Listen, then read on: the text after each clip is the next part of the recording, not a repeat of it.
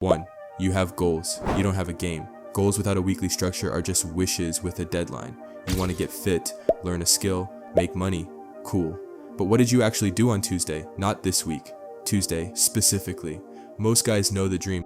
Pick one goal. Write down what it looks like on a normal, boring day. That's your game. Start there. 2. Something is draining you and you're pretending it's not. You already know what it is. One app, one habit, one group chat, eating 2 to 3 hours of your day quietly. You don't have to quit it, just put a number on it.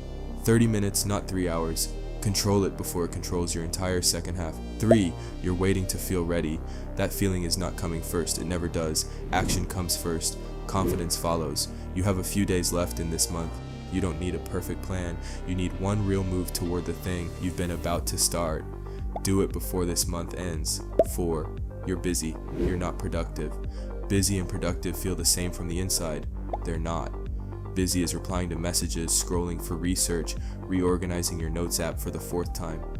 Productive is the one task you were avoiding that actually moves something forward. Every morning before anything else, ask, what is the one thing today that I'll actually be proud of by night?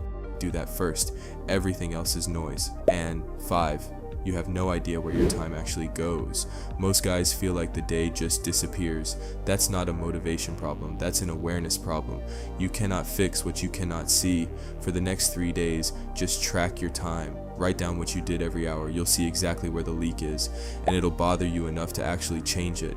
Just 5 things. Game plan for your goals. Identify what's draining your time. Don't wait for the perfect time. Be productive instead of being busy, and track your time. That's your next 7 days. Make it happen. If this felt useful, subscribe. We put this kind of stuff out regularly.